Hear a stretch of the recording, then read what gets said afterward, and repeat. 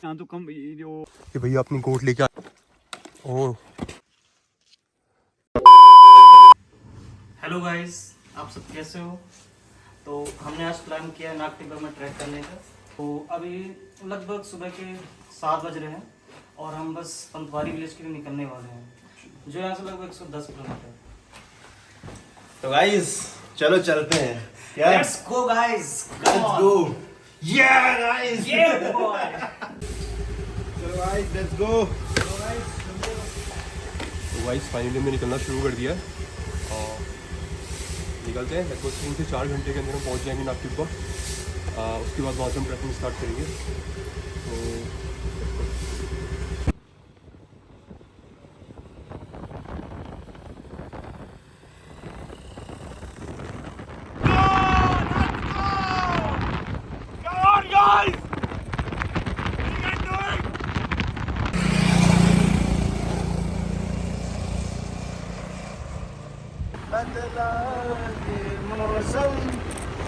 बदला जग सारा,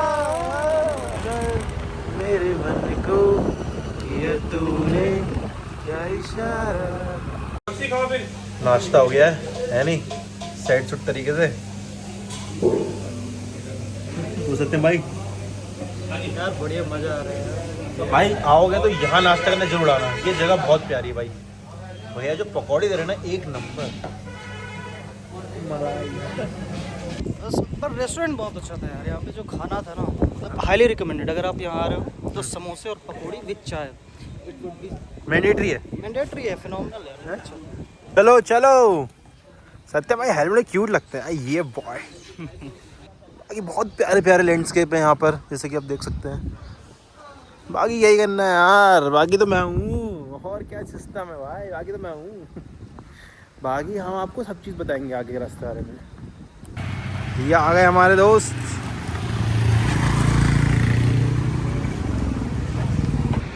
और उसके बाद हमको एक काफ़ी शानदार सा नज़ारा यहाँ पे देखने को मिला। बेसिकली यमुना रिवर के ऊपर यूजीबीएल ने काफ़ी सुंदर सा बैराज बनाया हुआ है और हम इसको देखने के थोड़ी देर रुके। जैसा कि आप देख सकते हैं कि ये बैराज कितना सुंदर लग रहा है। और एक बार आप रिवर के फ्लो पे और क्लीननेस के ऊपर ध्यान दो, आप जान के हैरान होगे कि ये रिवर एक्चुअली यमुना है। और यहाँ पे इसका पानी इतना क्रिस्टल क्लियर है। एंड ये काफ़ी दुख की बात है कि दिल्ली आते आते या फिर हमारी अपनी गलतियों की वजह से, इंडस्ट्रियल पोल्यूशन की वजह से पानी इतना ज़्यादा ख़राब हो जाता है। तो कहीं ना कहीं ये हमारी गलती है और हमें इसके लिए कुछ ना कुछ डेफिनेटली करना चाहिए।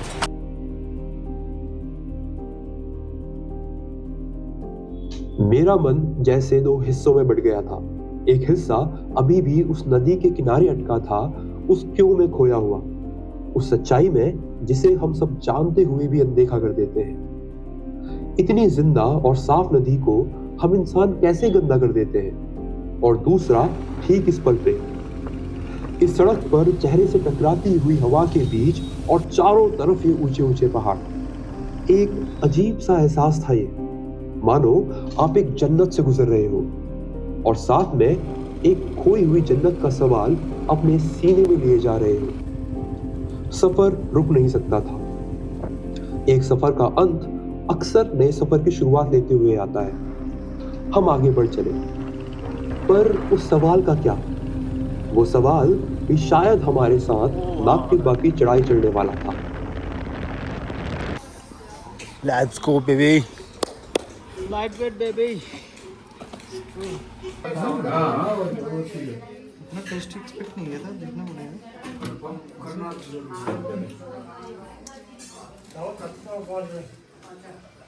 टेस्ट। तो भाई पतवारी गांव में हमने अपना लंच किया और बैग्स कसे और हम तैयार थे नाग टिब्बा में चढ़ाई के लिए। पक्की सड़कें अब कुछ पीछे छूट चुकी थी और सामने था गांव के बीच से गुजरता हुआ एक कच्चा पथरीला रास्ता। आसपास पहाड़ी जिंदगी अपनी रफ्तार में चल रही थी। ये घर, ये मवेशी और ये खच्चर। यहाँ की जिंदगी कितनी अलग है, इतनी सच्ची है। सफर का पहला कदम अब शुरू हो चुका था। सो गाइस हमने ट्रैकिंग स्टार्ट कर दी है और आप ये देख सकते हो ये ब्यूटीफुल पंतवारी गांव है। तो हमें अगर ऊपर जाना है नाग टिब्बा बेस कैंप तक तो दो रास्ते हैं। एक ये है जिस पे नॉर्मली यूजुअली बाइक्स वगैरह जाती हैं और एक रास्ता ये है जिस पे हम चल रहे हैं। ये थोड़ा स्टीप है और इसमें थोड़ा एफर्ट ज़्यादा लगेगा। We have chosen this one, so let's do it. Video बना भाई, ये दिखने चाहिए वीडियो में कि इसकी क्या हालत हुई थी। हालत हुई है। अरे रुक, अरे गाइस हम पंतवारी गांव से लगभग 3 किलोमीटर ऊपर चल चुके हैं और लगभग 2 से 3 किलोमीटर हमको और जाना है बेस कैंप पहुंचने तक। ये जो ट्रैक है इट्स नॉट दैट डिफ़िकल्ट। अगर आप पैदल आते हो बेस कैंप तक तो थोड़ा स्टीप है, आप बाइक से भी आ सकते हो, पर हमारा मेन ऑब्जेक्टिव ट्रैकिंग करना था तो हम जो ट्रैकिंग वाला रास्ता है उससे जा रहे हैं और काफ़ी अच्छा ही रास्ता है, काफ़ी ठीक ठाक आपको चैलेंज देता है। ये ट्रैक थोड़ा चैलेंजिंग आज हमें इसलिए लग रहा है क्योंकि आज जो सनलाइट है काफ़ी ज़्यादा इंटेंस है, तो उसकी वजह से थोड़ा चैलेंजिंग है ट्रैक। उसके अलावा अगर आप ट्रैक की बात करो तो it's a moderate level of track, उतना डिफ़िकल्ट नहीं है। एंड ये हमारे डोगेश भाई, ये हमारे साथ नीचे से चल रहा है और मोस्ट प्रोबेबली पूरा नाग टिब्बा तक चलेगा। से आए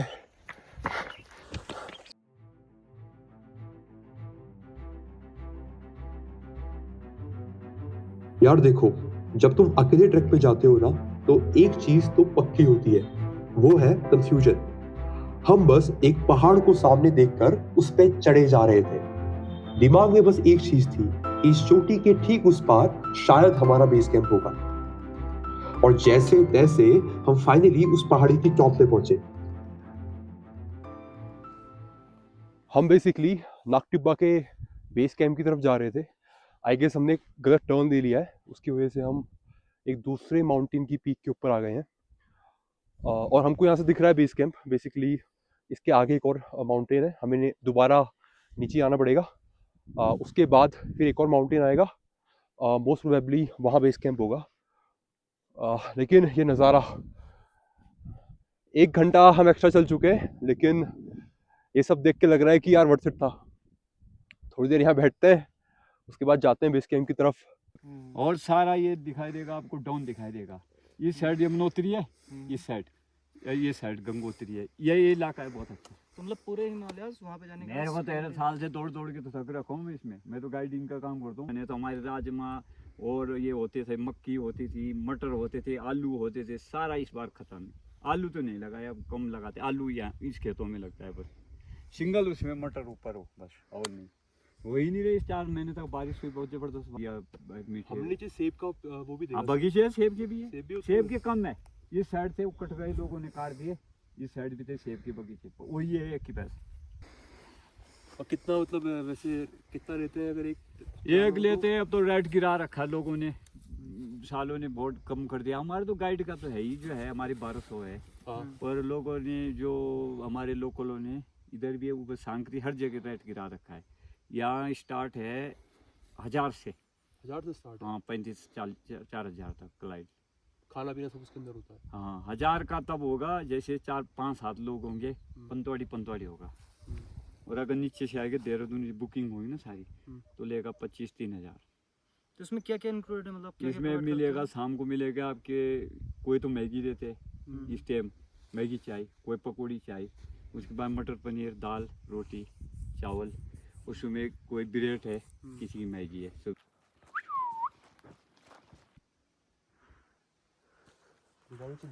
A beautiful village, goat village.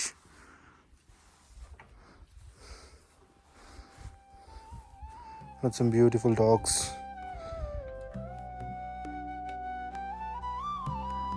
और आखिरकार हम पहुंचे गोट village base camp.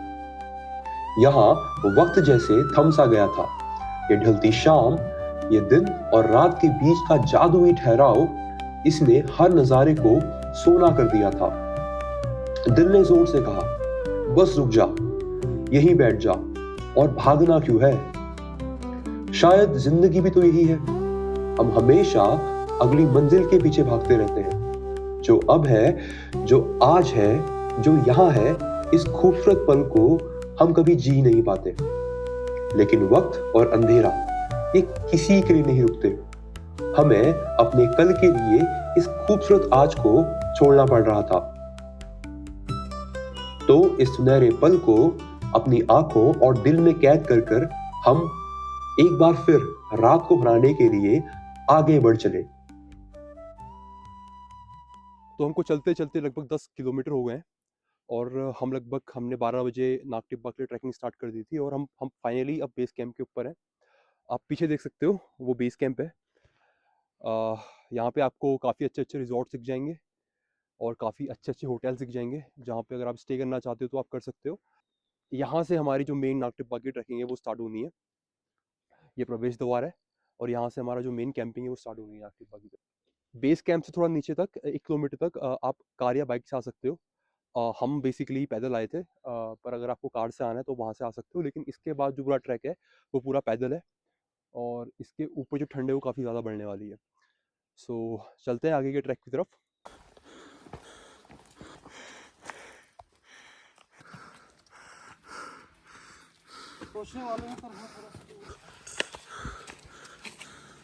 How's the Josh? How's the Josh? Hey प्रियम, बोल बोल बोल, कैसा लग रहा है? सत्यम, how's the Josh? How's the Josh? How's the Josh? Nice. प्रियम भाई हमारे खत्म हो चुके हैं हमेशा की तरह। हम कंटिन्यूसली 12 बजे से चल रहे हैं। अब लगभग 6 बज गए हैं। 13 किलोमीटर्स हमने कवर कर लिए हैं। अभी हमको एक लोकल भैया मिले थे, वो बोल रहे थे कि नागटिब्बा यहाँ से सिर्फ 1 घंटे का रास्ता रह गया है, राइट। पर अंधेरा हो गया है और सनसेट भी होने वाला है, तो हमने डिसाइड किया है कि अब हम अपना कैंप लगा लेंगे और कल सुबह 4 बजे यहाँ से नागटिब्बा की तरफ चलेंगे, जिससे हम वहाँ से सनराइज़ देख सकें। एंड नागटिब्बा फेमस है अपने सनराइज़ के लिए, क्योंकि वहाँ से आपको प्रॉपर हिमालयन रेंजेस दिखती हैं। How's the Josh? Good.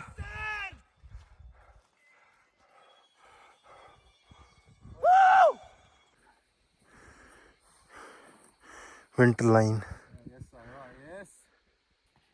बजे से चढ़ना स्टार्ट किया और 6 बज रहे हैं। बढ़िया।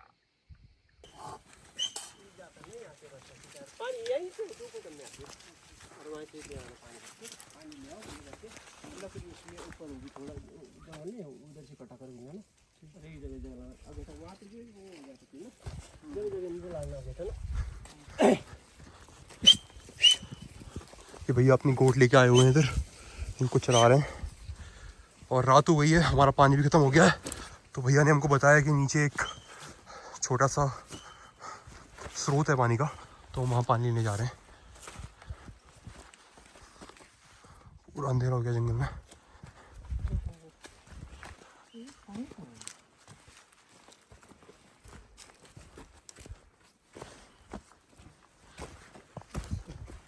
नीचे नाला है, नीचे वाइस ये आगे मिल जाएगा आपको कुछ। इकट्ठा कर रखा है इस जगह पे। तेरे पास ही हैं दोनों बोतल्स? मेरे पास एक ही है। ओ इधर आ, मैं करूँगा।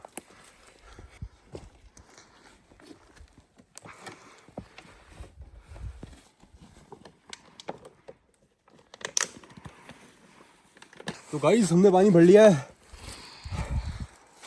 अब यहाँ से बाहर निकलने की कोशिश करते हैं।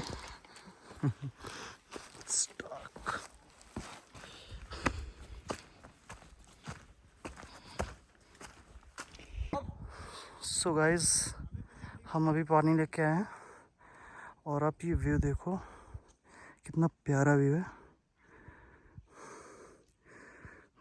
Till the time we brought water first, he prepared the tent for us. Oh my god, it's good feeling.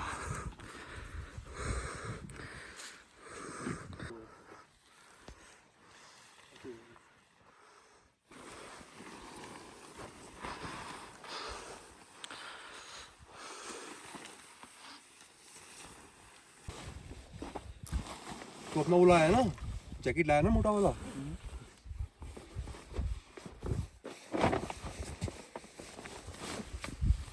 चल जा, एक ही रहेगी ना, फिर सामान अंदर लग के अंदर आते हैं सब। तो फाइनली गाइस हमने अपना टेंट लगा दिया है। ठंड यहाँ काफ़ी ज़्यादा हो रही है, हमने तो एक्सपेक्ट नहीं किया था कि इतनी ज़्यादा ठंड होगी, बट स्टिल ठंड काफ़ी ज़्यादा है। अंधेरा पूरा हो गया है, विंटर आ गए तो 7 बजे लगभग अंधेरा यहाँ हो गया है। और हम देखते हैं अगर हमको कोई लकड़ियाँ मिलती तो हम बॉनफायर करने की कोशिश करेंगे। हमसे एक गलती हो गई कि थोड़ा लेट हो गया हमको यहाँ पहुँचने में। अब हम जंगल में जाके थोड़ी लकड़ियाँ ढूंढते हैं, उसके बाद बॉनफायर करने की कोशिश करते हैं अगर हमको लकड़ियाँ मिलती हैं तो। It's really cold here, guys. One thing I'm missing is the cap. I should have bought it. अभी 9:30 बज चुके हैं और बाहर बहुत सारा ठंड है। एंड दोनों प्रियम और सत्यम सो चुके हैं। ये हमारा कैंप है, अंदर से कुछ ये ऐसा दिख रहा है। हमने कुछ मैट्स यूज़ करी हैं। एंड जो ये हमारा बैग है इसको मैं पिलो यूज़ कर रहे हैं। और हम कल नाग टिब्बा के लिए लगभग 4 AM पे निकलने की कोशिश करेंगे, 4 AM से 5 AM के बीच में, क्योंकि हमें सनराइज़ देखना है। अपने साथ कुछ लाइट्स भी ला रखे हैं जिससे हमें अंधेरे में चलने में हेल्प होगी। कि हम देख नहीं सकते हैं या फिर बाहर जाना भी सेफ़ नहीं है कैंप से, तो अभी हम कैंप के अंदर ही इसकी वजह से बैठे हुए हैं। अच्छी बात यह है कि हमारे पास अभी 2 डॉग्स हमारे साथ नीचे से आए हुए हैं, तो दैट्स अ गुड थिंग। उसकी वजह से हम कंपैरेटिवली सेफ है। मैं भी सो जाता हूँ। Good night.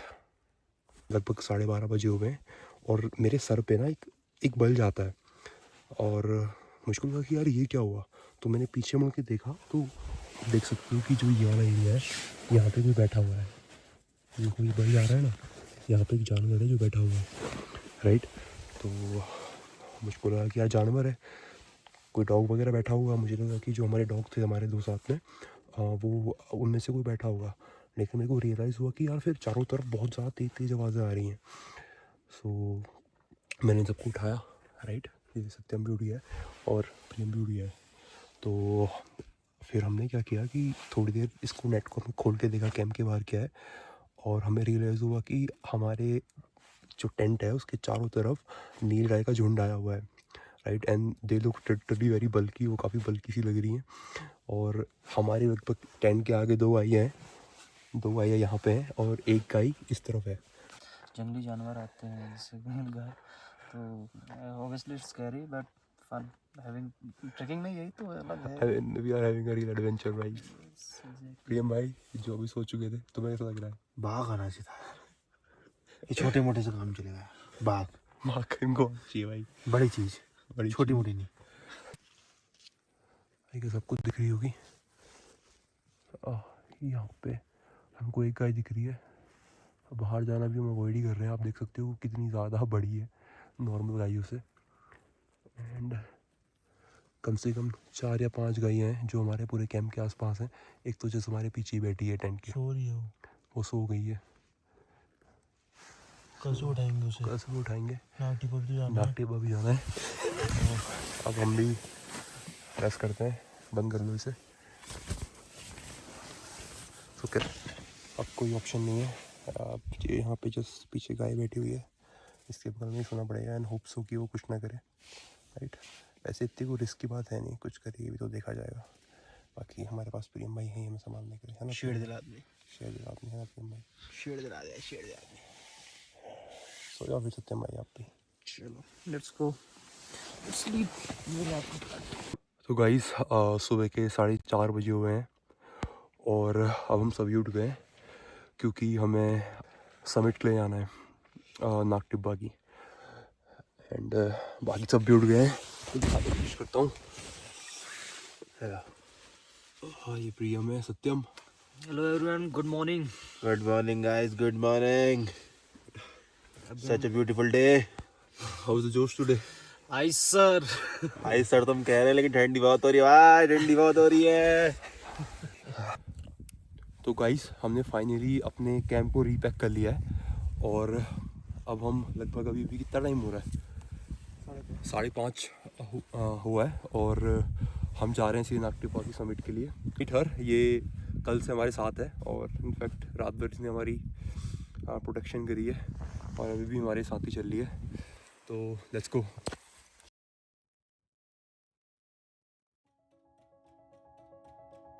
अंधेरा इतना घना कि रोशनी बस उतनी ही थी जितना हमारी हेड टॉर्च ने देखने की इजाजत दी। हम बस एक दूसरे के कदमों के पीछे चल रहे थे, एक अज्ञात की तरफ। ट्रैकिंग शायद यही सिखाती है, जब मंजिल ना दिखे तो बस अपने अगले कदम पर यकीन रखो।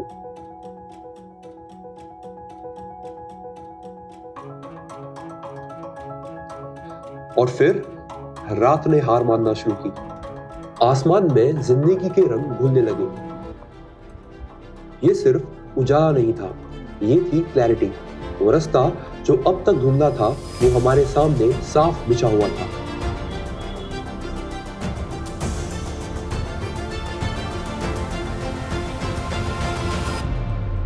तीन घंटे चढ़ने के बाद हमें फाइनली वो नजर आया। नागटिब्बा की पीक जस्ट हमारे सामने थी। पीक को देखते ही वो 3 घंटे की थकान और सारा दर्द एक पल में धुआं हो गया और हम सब उस नागटिब्बा की पीक की तरफ दौड़ पड़े।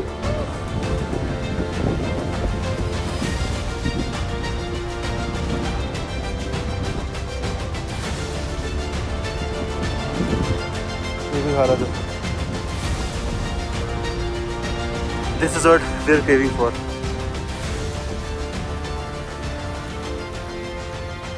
The best view.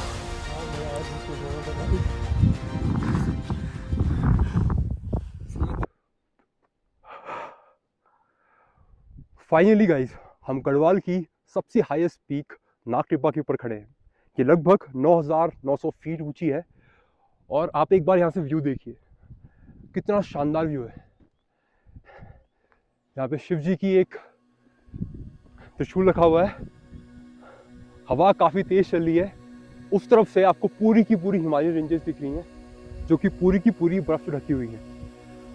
अगर मैं इस पीक की सिग्निफिकेंस की बात करूँ तो इस पीक को यहाँ के एक लोकल देवता नाग देवता के नाम पर इसका नाम मिला हुआ है। इसमें इस पीक का नाम नागटिब्बा, मतलब नाग जो यहाँ के नाग देवता है, इसके नाम पे पीक है, और टिब्बा का मतलब ये पहाड़ है जिसमें हम चढ़े हैं। उनका मंदिर यहाँ से कुछ किलोमीटर से आगे नीचे आता है।